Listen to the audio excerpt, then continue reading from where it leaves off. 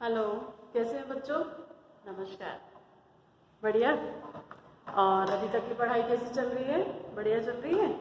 Work complete हो रहा है और अभी तक के सब समझ में आ रहा है। यदि आपको कहीं डाउट हो तो आप मुझसे ज़रूर पूछिए। कहीं पर भी ऐसा लगता है कि यहाँ आपको समझ में नहीं आ रहा है तो आप मुझसे पूछ सकते हैं, क्योंकि अपनी कक्षाएं केवल इसलिए लग रही हैं, लॉकडाउन में आप स्कूल नहीं आ पा रहे हैं तो घर बैठे ही आप ऑनलाइन कुछ पढ़ाई कर सके, इसलिए क्लास लग रही है। तो इसको आप थोड़ा ध्यान देकर पढ़िए। न्यू सब्जेक्ट है और बहुत सारी ऐसी चीज़ें होंगी जिनके बारे में आपको बिल्कुल भी पता नहीं होगा, इसलिए बहुत ध्यान लगाकर आप पढ़िए। ठीक है। अब अभी हम पढ़ रहे हैं जगत मोनेरा, और जगत मोनेरा में ज़्यादातर सारे जीवाणु हैं। जीवाणु के बारे में अपन काफ़ी कुछ पढ़ चुके हैं। आप आगे जीवाणु की रचना पढ़ चुके हैं। जीवाणुओं में कौन कौन से प्रकार होते हैं, ग्राम पॉजिटिव, ग्राम नेगेटिव, ये भी अपन ने पढ़ लिया। जीवाणु की संरचना पढ़ ली। अब हमें आज जो पढ़ना है वो है जीवाणुओं में पोषण, यानी जीवाणुओं को ऊर्जा कैसे मिलती है, इसके बारे में हमें पढ़ना है। तो इधर देखेंगे सबसे पहले जीवाणुओं में पोषण। जीवाणुओं में अपन ने जब जीवाणु के लक्षण पढ़ रहे थे हम, तो मैंने बताया था कि जीवाणुओं में सर्वाधिक प्रकार से पोषण पाया जाता है।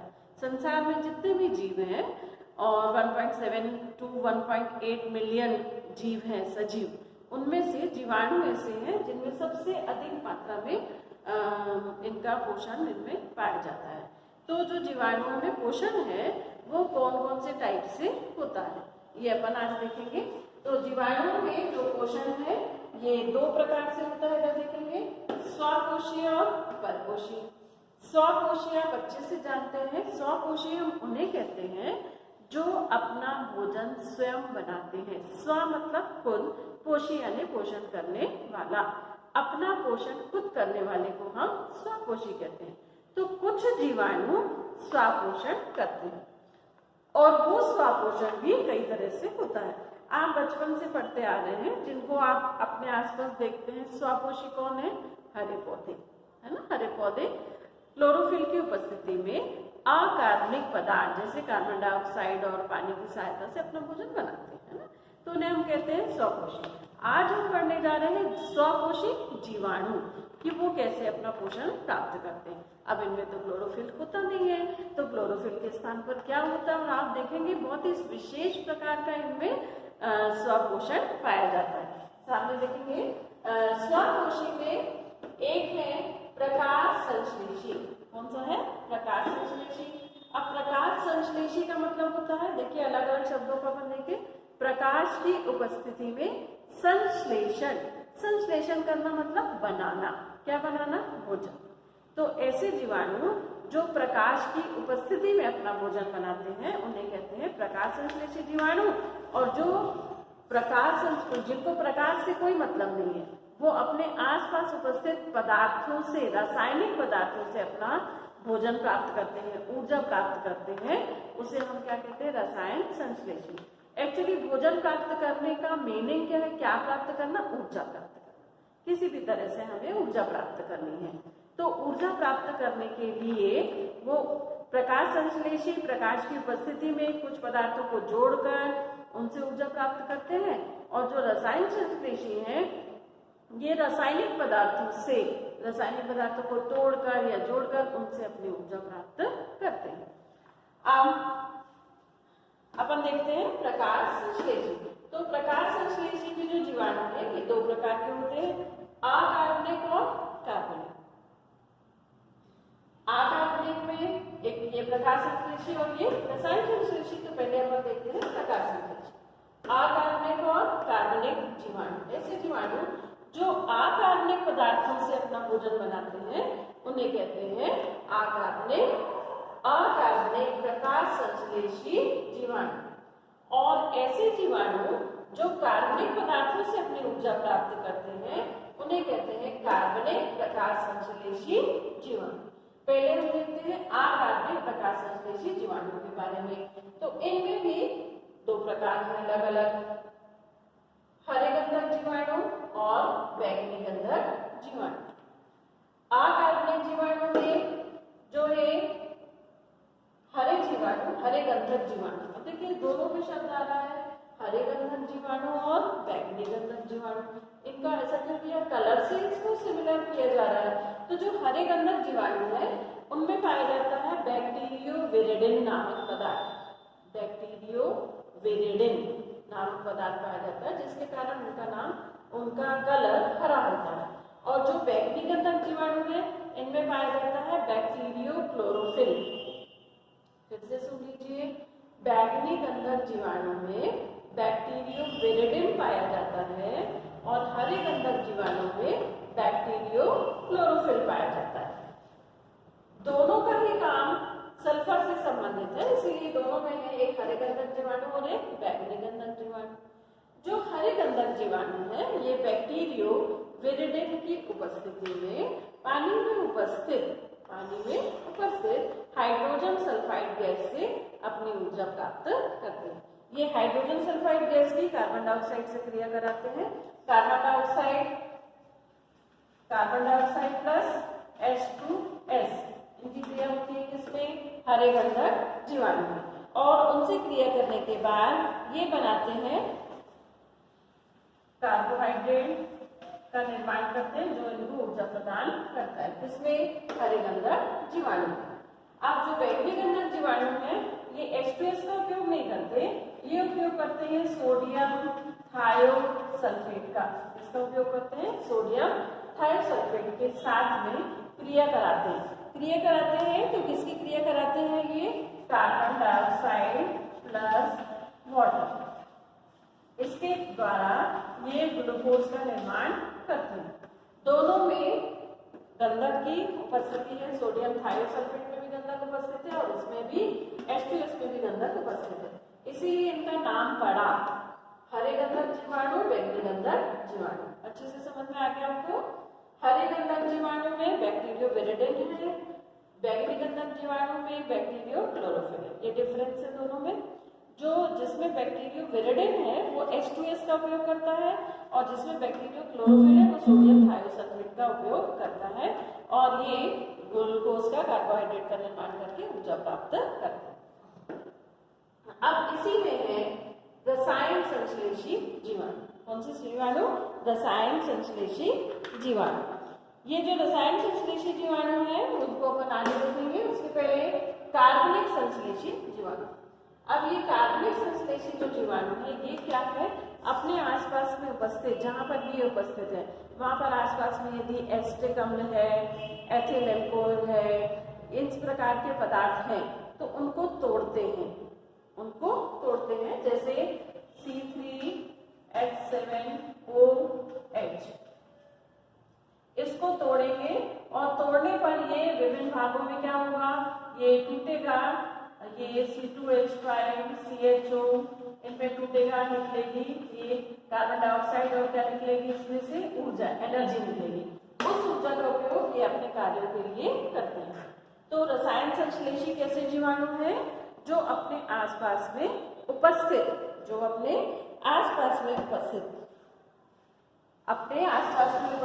कार्बनिक पदार्थ जैसे कि एथिल अल्कोहल, एसिटिक अम्ल, इन सब का उपयोग करते हैं और उपयोग करके इनको तोड़कर इनसे अपनी ऊर्जा प्राप्त करते हैं। कौन से, कार्बनिक। तो अभी हमने क्या क्या पढ़ लिया, जीवाणु के पोषण में पहला पढ़ा स्वापोषी, स्वापोषी में पहला क्या पढ़ा, प्रकाश संश्लेषी। स्वापोषी को में प्रकाश संश्लेषी है, प्रकाश की उपस्थिति में भोजन बनाते हैं। अकार्बनिक है, हरे गंधक और बैंगनी। और दूसरा प्रकार कौन सा है, कार्बनिक पदार्थ। ये कार्बनिक पदार्थों से अपना भोजन बनाते हैं, जैसे ethyl alcohol, acetyl alcohol, aldehyde, इन सबको तोड़कर अपनी ऊर्जा प्राप्त करते हैं। ये अपन ने पढ़ लिया। अब अपन को पढ़ना है कौन से प्रकाश संश्लेषी में, रसायन संश्लेषी। रसायन संश्लेषी जो जीवाणु है ये भी दो प्रकार से अपनी ऊर्जा प्राप्त करते हैं। तो रसायन संश्लेषी में एक प्रकार के जीवाणु है अकार्बनिक जीवाणु और दूसरे कौन से है, कार्बनिक जीवाणु। अकार्बनिक विधि से, अकार्बनिक पदार्थों से जो अपना पोषण प्राप्त करते हैं वो किसके अंतर्गत आते हैं, रसायन संश्लेषी के अंतर्गत। कार्बनिक पदार्थों से जो अपना भोजन प्राप्त करते हैं रसायन संश्लेषण द्वारा, तो उनको हम क्या बोलते हैं, कौन से जीवाणु, कार्बनिक रसायन संश्लेषी स्वपोषी जीवाणु। अकार्बनिक पदार्थों में पहला प्रकार, इसमें भी कई प्रकार है, कई प्रकार से पोषण प्राप्त करते हैं। तो सबसे पहले प्रकार है नाइट्रिकारी जीवाणु।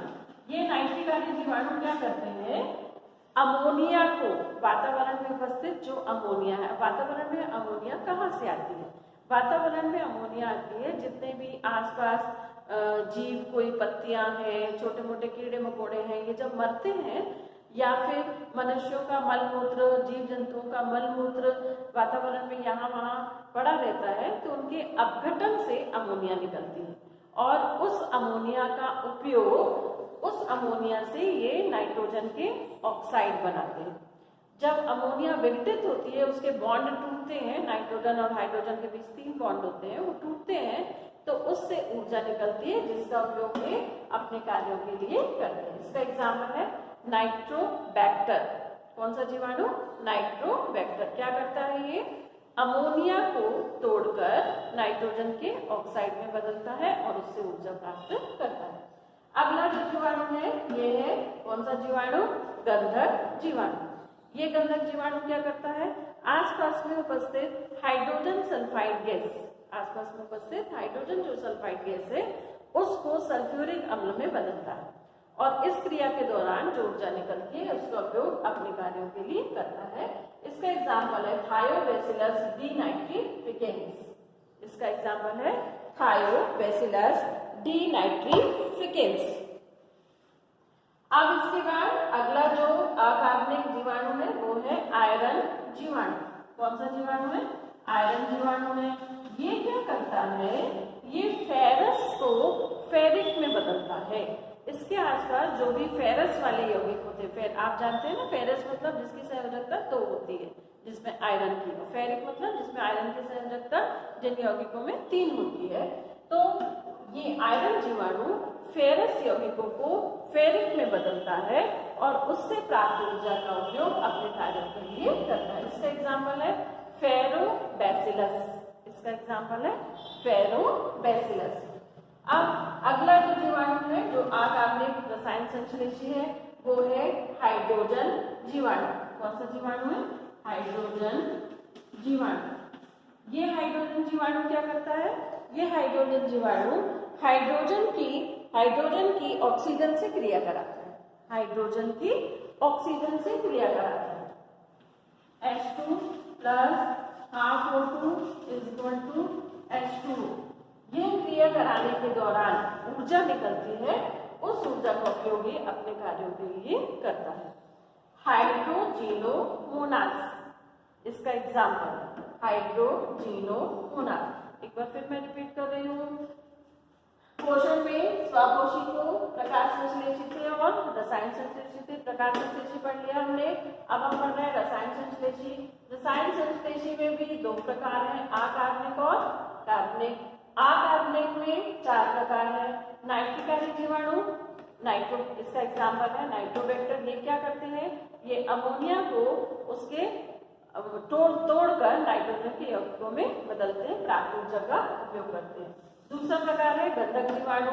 इसका एग्जाम्पल है थायोबैसिलस डीनाइट्रिफिकेंस। ये क्या करते हैं, वातावरण में आसपास उपस्थित H2S या जल में रहते हैं तो वहां पर उपस्थित H2S गैस को कन्वर्ट कर देते हैं सल्फ्यूरिक अम्ल में और सल्फ्यूरिक अम्ल में बदलते समय जो ऊर्जा निकलती है उसका उपयोग अपने कार्यों के लिए करते हैं। आयरन जीवाणु, ये आयरन जीवाणु का एग्जाम्पल है फेरोबैसिलस। ये फेरस यौगिकों को फेरिक यौगिकों में बदलते हैं, जो ऊर्जा मिलती है इसका उपयोग अपने पोषण के लिए करते हैं। चौथा है हाइड्रोजन जीवाणु। हाइड्रोजन जीवाणु क्या करते हैं, अपने आसपास उपस्थित हाइड्रोजन गैस को ऑक्सीजन से क्रिया कराते हैं, पानी का निर्माण करते हैं। इस दौरान जो एनर्जी निकलती है, इस एनर्जी का उपयोग वो अपने दैनिक कार्यों के लिए करते हैं। अब रसायन संश्लेषी का पहला अकार्बनिक पूर्ण हो गया। अब कौन सा है, कार्बनिक। कार्बनिक में एग्जाम्पल है एसिटोबैक्टर। ये एसिटोबैक्टर क्या करते हैं, अपने आसपास जो भी कार्बनिक पदार्थ उपस्थित हैं उनका ऑक्सीकरण करते हैं। ये क्या करते हैं, कार्बनिक पदार्थ की जो भी कार्बनिक पदार्थ मीथेन है या छोटे छोटे जो यौगिक हैं उनकी ऑक्सीजन से क्रिया कराते हैं और ऑक्सीजन ऑक्सीजन से क्रिया कराने के दौरान वो कार्बनिक पदार्थ क्या हो जाते हैं, टूट जाते हैं, उनके बॉन्ड टूट जाते हैं। एक्चुअली ऑक्सीजन से क्रिया का मतलब ही है बॉन्डों का टूटना, तभी तो कार्बन उनसे क्रिया करेगी और उससे जो ऊर्जा इनको प्राप्त होती है उसका उपयोग अपने पोषण के लिए ही करते हैं। कौन? कार्बनिक रसायन संश्लेषी जीवाणु। ठीक, चलिए आगे बढ़ते हैं अपन। ये अपन ने पूरा पढ़ लिया जो स्वापोषी हैं। कौन है जो स्वापोषी है, अपनी ऊर्जा स्वयं प्राप्त करते हैं, किसी अन्य जंतु से, अन्य पौधे से प्राप्त नहीं करते। अब हम पढ़ते हैं इनके बारे में परपोषी, क्योंकि जीवाणुओं में पोषण को दो भागों में बांटा गया, स्वापोषी और परपोषी। स्वापोषी हमने पढ़ लिया, अब आते हैं अपन परपोषी के। सीधे सीधे परपोषण शब्द का अर्थ ही है पर यानी दूसरे से, पोषी यानी पोषण प्राप्त करने वाला। तो परपोषण का मतलब है दूसरों से पोषण प्राप्त करने वाला जीवाणु। अब परपोषण जो दूसरे से प्राप्त करता है उनमें तीन प्रकार हैं, मृतोपजीवी, परजीवी और सहजीवी। पहला है मृतोपजीवी। मृतोपजीवी का अर्थ है ऐसे जीवाणु जो मृत, सड़े गले कार्बनिक पदार्थों को तोड़कर उनसे ऊर्जा प्राप्त करते हैं। उन्हें हम कौन से जीवाणु कहते हैं? मृतोपजीवी जीवाणु। और इसका उदाहरण, बहुत अच्छा उदाहरण है बैसिलस रैमोसस। बैसिलस रैमोसस चमड़े का और आसपास में जीव जंतु पेड़ पौधे ये जब सड़ते हैं, गलते हैं, तो उनका आप देखना कि कहीं पर भी छोटी चींटी या कोई कीड़ा या कॉकरोच या कुछ ऐसे मरे हुए पड़े हैं, कुछ समय बाद वहां पर हमको भुरभुरी मिट्टी दिखाई देती है, तो उनका शरीर गायब हो जाता है। कहाँ चला जाता है? उनके शरीर के जितने भी अणु हैं बड़े, उनको तोड़ दिया जाता है। किनके द्वारा? मृतोपजीवी के द्वारा। तो ऐसे मृतोपजीवी जीवाणु में एक उदाहरण है बैसिलस रैमोसस। परपोषी में दूसरा प्रकार है परजीवी। कौन सा प्रकार है? परजीवी।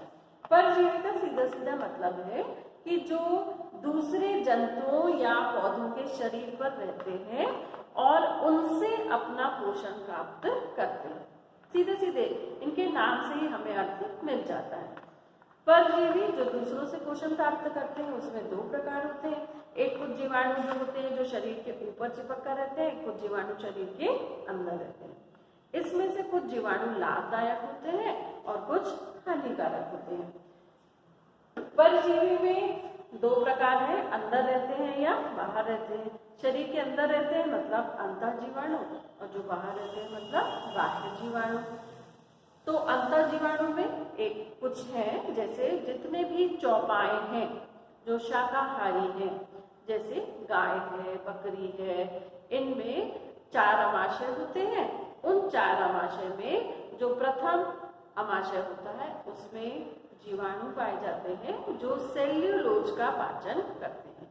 दीमक कितना छोटा सा जीव है, उसके अंदर भी ये जीवाणु होते हैं और उसकी आंतों में पाए जाते हैं। दीमक लकड़ी खाता है और ये उसके अंदर सेल्यूलोज का पाचन करते हैं। ये अपना काम कर रहे हैं भोजन प्राप्त करना, लेकिन दीमक का अंदर दीमक के सेल्यूलोज का पाचन कर रहे हैं। गाय में सेल्यूलोज का पाचन कर रहे हैं। हमारे शरीर में भी ये जीवाणु पाए जाते हैं और ये परजीवी जीवाणु कुछ फायदेमंद होते हैं और कुछ हानिकारक। फायदेमंद अधिकतर वे हैं जो हमारे शरीर में रहकर भोजन के पाचन में या कुछ विटामिन के निर्माण में काम में आते हैं। जो बाह्य परजीवी हैं वो भी शरीर के बाहर रहते हैं और बाहर रहकर ये अपना भोजन ऊर्जा प्राप्त करते रहते हैं। इसका बहुत अच्छा उदाहरण है जैसे ई कोलाई, ये आंतों में पाया जाता है, भोजन पाचन में सहयोग करता है। और स्ट्रेप्टोकोकस ये बाहर से रहता है फिर शरीर के अंदर प्रवेश करता है और बीमारियों को उत्पन्न करता है। परपोषी जीवाणु में तीसरा प्रकार है सहजीवी। सहजीवी, सहजीवी यानी साथ साथ रहने वाला जीवन। ऐसा जीवाणु जो किसी अन्य जीव के शरीर पर रहता है, उसे भी भोजन देता है और उससे अपना भोजन लेता है, मतलब उसको भी कुछ दे रहा है। परजीवी क्या करता है? केवल लेता है। लेकिन सहजीवी क्या करता है? कुछ लेता है और कुछ देता है, मतलब सहयोग करता है। उसमें सहजीवी जीवाणु क्या करता है? किसी भी इसका सबसे अच्छा उदाहरण है राइजोबियम जीवाणु।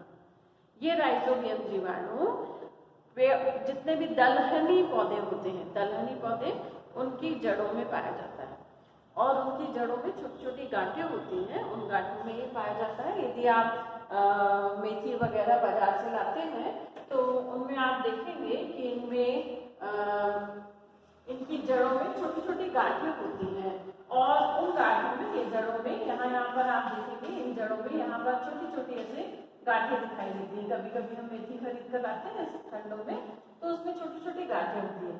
इनके अंदर राइजोबियम जीवाणु होता है। ये राइजोबियम जीवाणु क्या करता है, ये वातावरण से नाइट्रोजन को लेता है और नाइट्रोजन को लेकर उसको कन्वर्ट कर देता है NO2 NO3 में।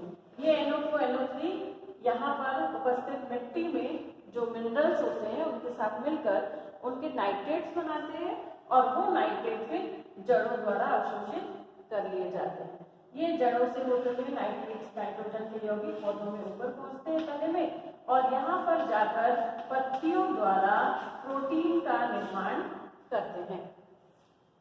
क्योंकि जितनी भी दलहनी फसलें हैं उनसे दालें प्राप्त होती हैं और दालों में से हमें क्या मिलता है, प्रोटीन। और प्रोटीन का मुख्य हिस्सा कौन होता है, नाइट्रोजन। पौधे में नाइट्रोजन को अवशोषण करने की क्षमता नहीं है, उसको कौन नाइट्रोजन अवशोषण करके देता है, राइजोबियम जीवाणु। और ये राइजोबियम जीवाणु इस पौधे की जड़ में अपना आवास प्राप्त करता है और अपना भोजन प्राप्त करता है, यानी दोनों ही एक दूसरे को सहयोग प्रदान करते हैं, इसीलिए इसे कहते हैं सहजीवी। ठीक है, तो आज हमने पढ़ा जीवाणुओं में पोषण। एक बार फिर से मैं बहुत जल्दी रिपीट कर रही हूँ। जीवाणुओं में पोषण दो प्रकार से होता है, स्वकोषी और परकोषी। जो स्वकोषी है ये भी दो प्रकार का होता है, प्रकाश संश्लेषी और रसायन संश्लेषी। जो प्रकाश संश्लेषी है इसको भी दो भागों में बांटा गया है, अकार्बनिक और कार्बनिक। अकार्बनिक जो जीवाणु होते हैं वो दो प्रकार के हैं, हरे गंधक जीवाणु और बैगनी गंधक जीवाणु। जो हरे गंधक जीवाणु है इसमें बैक्टीरियोविरिडिन होता है, H2S से ये अपना ऊर्जा प्राप्त करते हैं इसको यौगिकों में बदलकर।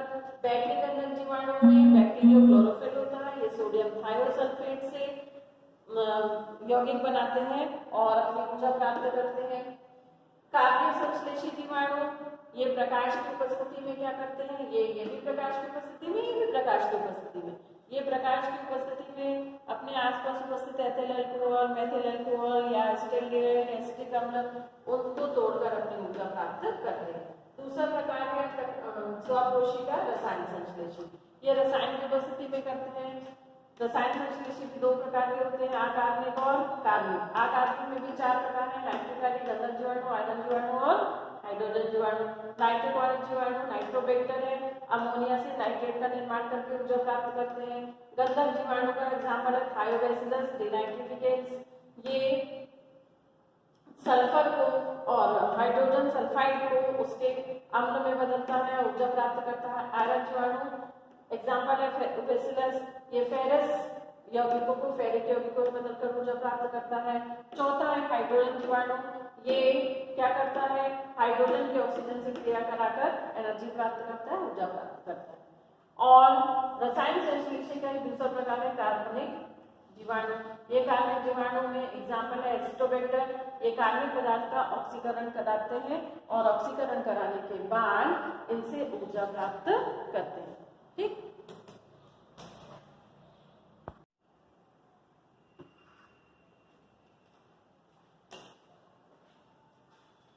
अब हम पढ़ने जा रहे हैं जीवाणुओं में श्वसन के बारे में। और ये जीवाणुओं में श्वसन कैसे होता है, तो जीवाणुओं में श्वसन चार प्रकार से होता है। इसमें हम दो भागों में भी बांट सकते हैं, ऑक्सी जीवाणु और अनॉक्सी जीवाणु। ठीक, अब इसमें भी चार प्रकारों में पहला प्रकार है अविकल्पी ऑक्सी जीवाणु। अविकल्पी ऑक्सी जीवाणु, इसका मीनिंग समझ लीजिए। अविकल्पी का अर्थ है, अविकल्पी है जिसके पास कोई विकल्प नहीं है, वो ऑक्सी जीवाणु है और ऑक्सीजन की उपस्थिति में ही श्वसन कर पाएगा यदि ऑक्सीजन नहीं है तो वो मर जाएगा, उसके बाद जीने का और कोई विकल्प नहीं है। इसको बिल्कुल याद रखिए। अविकल्पी ऑक्सीजीवाणु ऐसे जीवाणु हैं जो ऑक्सीजन की उपस्थिति में ही श्वसन कर पाते हैं। ऑक्सीजन नहीं होगी तो उनके पास कोई विकल्प नहीं है, कोई विकल्प नहीं है, इसीलिए उन्हें क्या बोला जा रहा है? अविकल्पी जीवाणु। अविकल्पी ऑक्सीजीवाणु जिनकी जो ऑक्सीजन की उपस्थिति में जीवित रहते हैं और यदि ऑक्सीजन ना मिले तो उसके बाद वो मर जाते हैं, उनके पास कोई विकल्प नहीं है। इसका उदाहरण है बैसिलस सबटिलस। अगला जो दूसरा प्रकार है इसमें है विकल्पी ऑक्सीजीवाणु। विकल्पी ऑक्सीजीवाणु ये वास्तव में अनॉक्सी है। वास्तव में कौन से जीवाणु है? ये अनॉक्सी जीवाणु है जो ऑक्सीजन की अनुपस्थिति में जीवित रहते हैं, किंतु इनके पास विकल्प है। इनके पास विकल्प है। ये अनॉक्सी तो है, किंतु यदि इनको अनॉक्सी परिस्थितियां ना मिलकर ऑक्सी परिस्थितियां भी मिल जाएं, यानी एक विकल्प है कि ऑक्सीजन की उपस्थिति भी मिल जाए तो ये जीवित रह सकते हैं श्वसन करके, इसीलिए इन्हें कहा गया है विकल्पी ऑक्सीजीवाणु। समझ गए आप? ये वास्तविक ऑक्सीजीवाणु हैं और ये ऑक्सीजन की उपस्थिति में ही जिंदा रहते हैं, नहीं मिलेगी तो मर जाएंगे।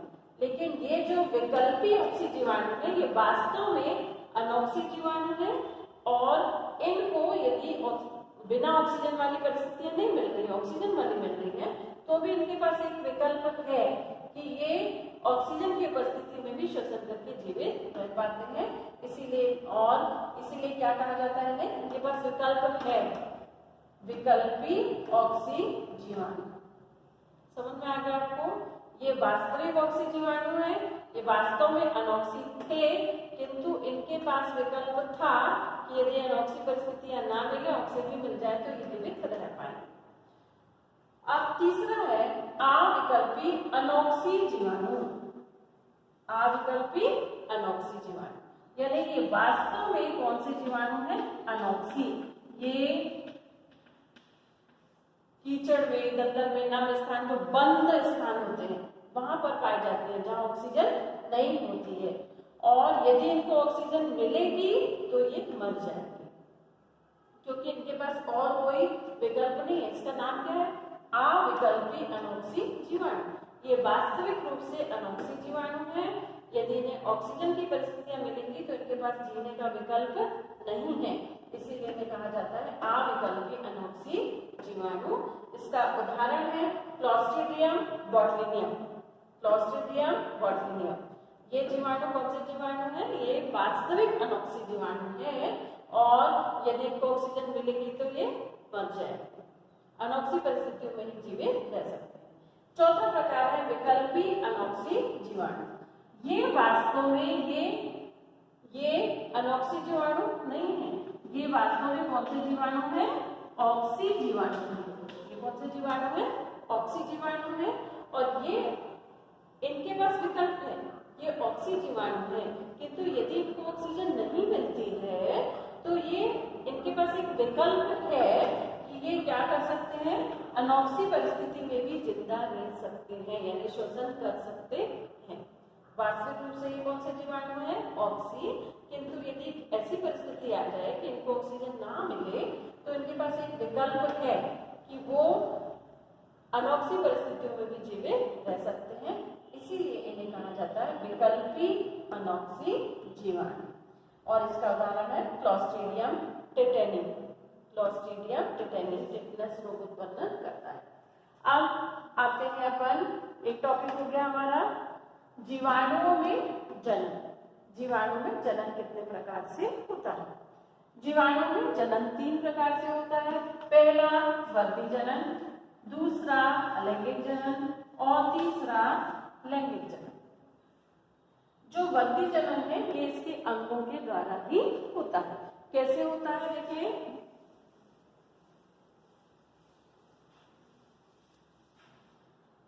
वर्दी जनन में पहला प्रकार है द्विखंडन, दूसरा प्रकार है मुकुलन। जो द्विखंडन है ई कोलाई में ये पाया जाता है। कैसे होता है? ये जीवाणु है, ये छठ के आकार का